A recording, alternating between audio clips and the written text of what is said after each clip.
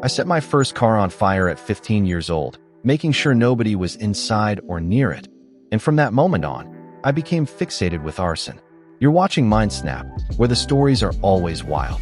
This story is a doozy, folks, so buckle up. It starts with a traumatic event. The writer was molested on their way to school at just 13 years old, and the perpetrator was never caught.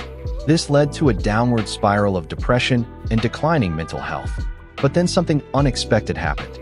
During a family trip to Spain when they were 14, they stumbled upon the Fiesta de San Juan, and it was there that they fell in love with fire. The dancing flames, the feeling of peace it brought them. It was like nothing they had experienced before. Okay, I need to pause here, because this is where things take a turn. The writer returns home from the trip and decides to set their spare sheets of paper on fire behind their house.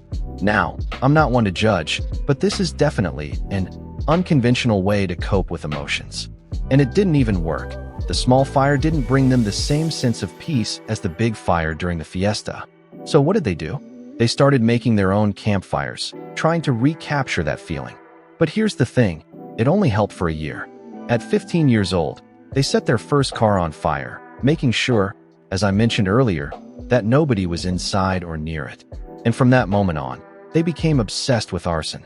They would set anything they could find on fire, driving around the country, leaving a trail of flames in their wake. No. Wait, this is getting crazy. They lost track of how many times they did this, but they claimed to have never hurt anyone.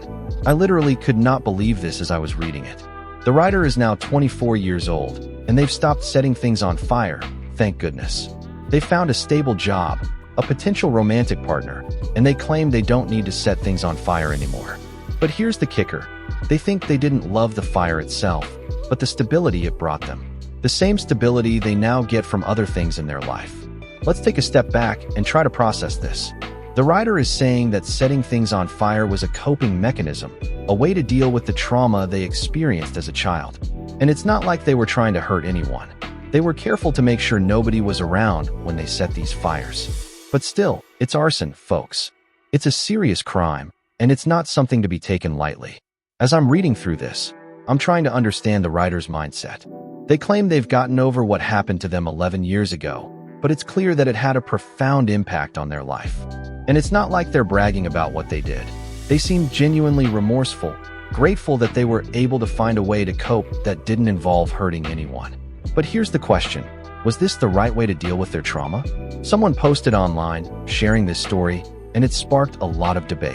Some people are saying that the writer is brave for sharing their story, for being honest about their struggles. Others are saying that they're reckless, that they should have sought help instead of resorting to arson. I'm not here to judge, folks. I'm just here to share the story and let you decide. The writer is clearly still grappling with their past, still trying to make sense of what happened to them. And it's not like they're asking for sympathy or praise. They're just sharing their story, hoping that it might help someone else. Okay, I need to pause again, because this is getting deep. The writer is saying that if they hadn't found this coping mechanism, they might not be alive today. That's a heavy statement, folks. It's a reminder that trauma can have a profound impact on our lives, and that sometimes the ways we cope with it can be unexpected, even unconventional. No.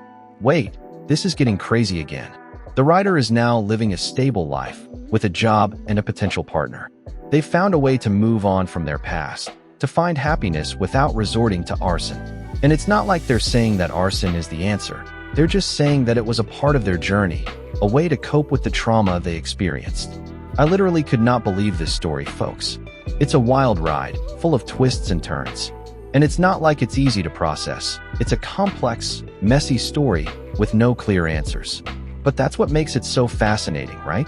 The writer is sharing their story, hoping that it might help someone else, and that's what Mindsnap is all about. So what do you think, folks? Was the writer right to cope with their trauma in this way?